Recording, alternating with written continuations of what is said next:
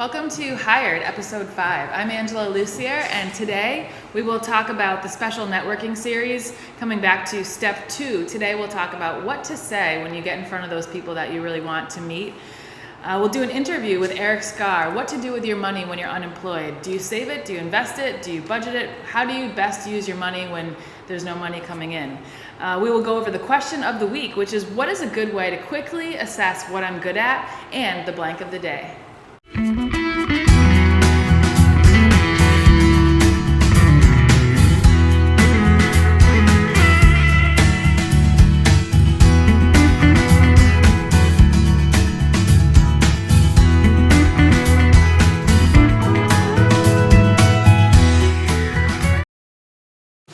Today is part 2 of the special networking series. Last week we talked about who to meet, and today we'll talk about what to say when you get in front of those people. It's actually a 3-part answer, starting with your name. You'd like to introduce yourself, first and last name.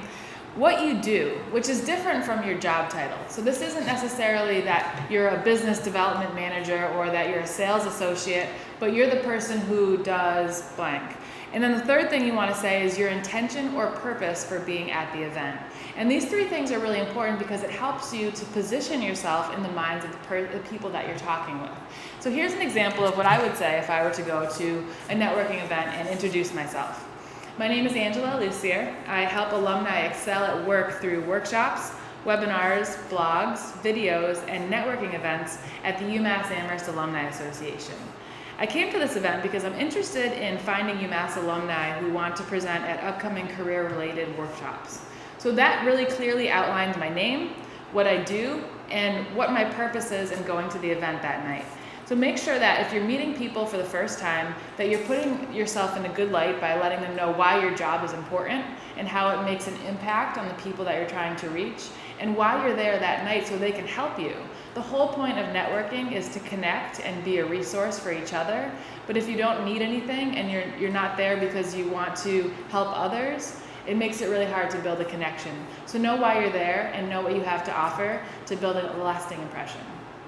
So today's question of the week is, what is a good way to quickly assess what I'm good at? I commonly talk with people who feel like they're in the wrong career, they're in the wrong job, they picked the wrong industry, and they don't really even know where to go next because they don't feel like they're good at anything. So one way you can quickly figure this out is by asking the people who know you best. If you feel like you're really not sure what you have to offer, you sort of know what you like, but you don't really know what you're good at, and you don't know how that really translates into business, think about sending an email to about 50 people, coworkers, family, friends, past coworkers, people that you may know from your church or from networking groups or hobbies, anyone who can say that they sort of know you and have a good understanding of who you are. Email those people and say, if you could define me in one word, what word would you pick? And this is an interesting exercise because you're not asking for a paragraph, you're not asking for 10 sentences about things that you've done or examples of your work. You're just asking for them to think of what's your essence, what do you emulate?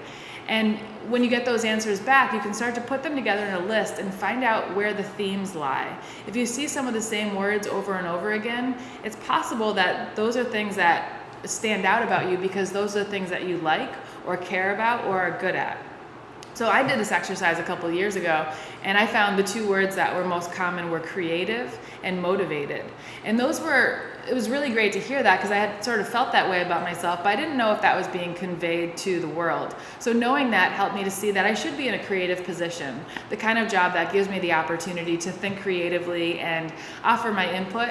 And then motivation was important because it made me realize that I need a job where they value people who are motivated. They don't try to put you in a box all day and not really allow you to use your talents and get excited and get involved in the work you're doing. So try the 1-word exercise, monitor the responses you get, and see how those responses translate into the real world. You'll be surprised what you find out. Our next segment is called How to Manage Your Money When You're Unemployed.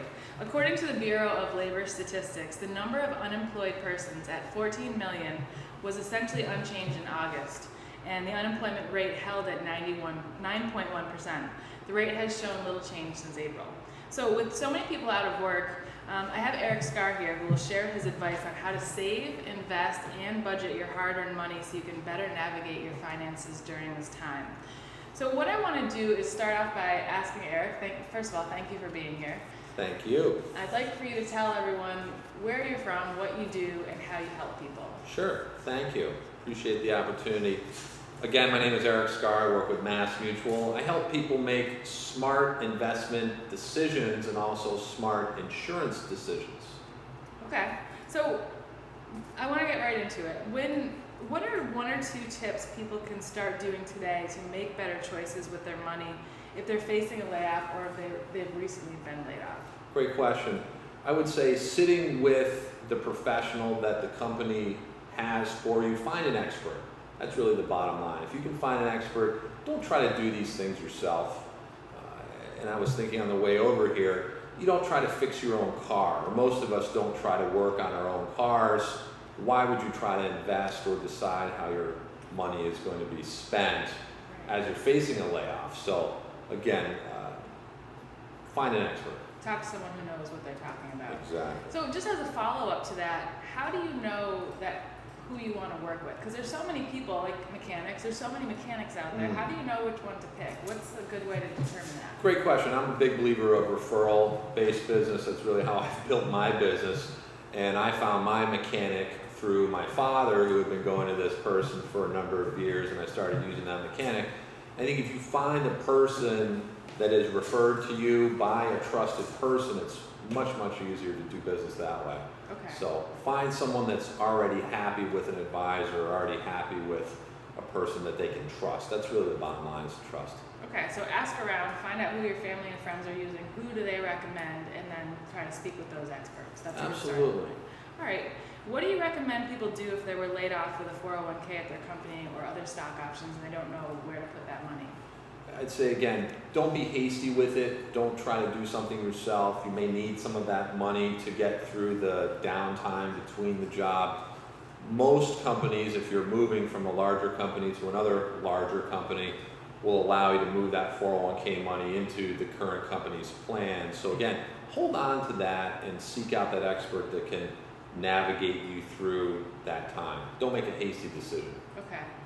And so what are some of the biggest mistakes you see people make when they're unexpectedly laid off and need to figure out what to do with their investment portfolio? Great question. Again, I think it just comes back to hitting the panic button and saying, okay, boy, we need some money. We don't have money saved up. Let's just pull that money out, not knowing what the tax consequences of that withdrawal could be. Consult with a tax expert. Find someone that can consult you on the tax side of the coin. Many times you don't think about that. You just know you need to have income, but that may not be the best place to find the income. Yeah, okay.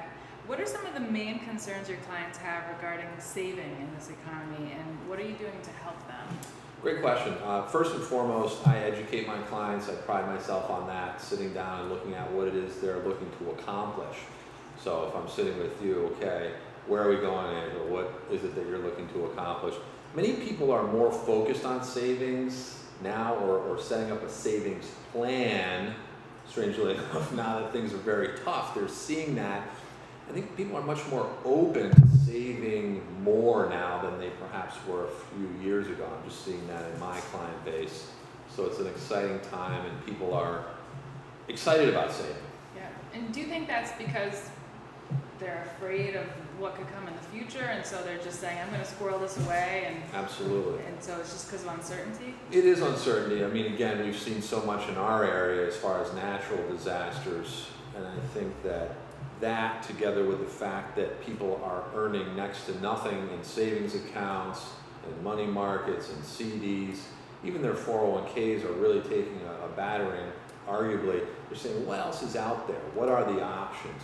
So it's great for my business. I'm busier than I've ever been, and life is great.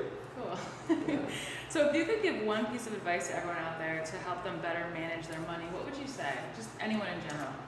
Start simple. Again, it doesn't really matter it does matter how old you are in the investment world. If you can start at age 25 versus 35 and invest a good chunk of money, as difficult as that may be, do it.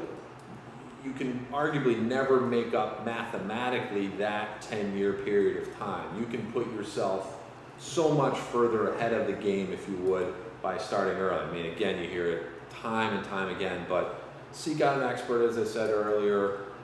Do force yourself. Yes, it should be painful. I tell my clients that all the time. This is going to be a little painful. Again, no pain, no gain, and that's what I come back to time and time again. So it sounds like in your business, the mantra might actually be the opposite of live for today. Right. It's more like plan for the future. Like know what the big game plan is and how you can best prepare yourself for the future. Right. And it's never really too early to start. Right, and I don't have any answers. Again, the way I work with my clients is I educate, I let you know what it is that you maybe don't know based on where it is you're looking to go and what you're looking to accomplish, and that usually works fairly well. Excellent. What resources would you recommend if anyone has any additional questions? Personally, there's a number of websites out there that you can find more financial planning advice on. MassMutual has a great generic website. I have my own website, ericscar.com. I'd recommend that you go there, check out some of the financial planning tools that are available, and then again, work through your trusted resources. So find those people that you trust, ask them who they're working with, and then if you have questions, certainly I'm open to that. Excellent. So bottom line, don't go it alone. If people want to contact you, it's ericscar.com. Correct. ERIKSKAR.com. Yes, thank you. So short, so easy. Very Why easy. wouldn't anybody call you? Is there anything else you want to share today? No, that's it. Okay, great. Well, thanks for coming on the show. Thank you, Angela. Today's blank of the day is actually a person of the day. Her name is Christine Hall, and she is a Duke alum. She has a website called Hire Christine, and that website she used when she graduated as a way to introduce herself to potential employers. It was really fascinating the way she did it because it's very interactive. She has a little red button on her website that says click here, and if you want to find out more about me, click this button, and oh, are you still clicking? And let's go to my resume and look at this. And it's very interactive because you can click on any part of her resume and sort of get a flavor for her personality. It also links you to her Twitter account, to her blog, and to her Facebook page. So you get an opportunity to see her in all different forums, find out a little bit more about what she's about. And so it's interesting because she was hired by Google in New York because of this campaign she created for herself. And she found that distinguishing herself from other graduates, other people with similar skill sets, was the way to get the attention of these big companies who are looking for top talent. So if you feel like you fit in that category of people who should get a really great job because you have a lot to offer, you really need to change your approach to the job search, get away from just a stagnant resume, and find a way to interact online and get the attention of the people who could potentially hire you. So again, that website is hirechristine.com. Thanks for tuning in today. Next week, tune in for the third part of our networking series. We'll talk about who to talk to. Who are these people that you really want to reach, and what are you going to say to them? We'll also do a Pitch Yourself segment. It's a new segment for job seekers, an opportunity for them to spend 90 seconds to tell the world why they should be hired. And the number one way to be remembered in the interview. And this is very different from what you've probably heard before, so you definitely want to tune in. And of course, the blank of the day. We'll see you next time.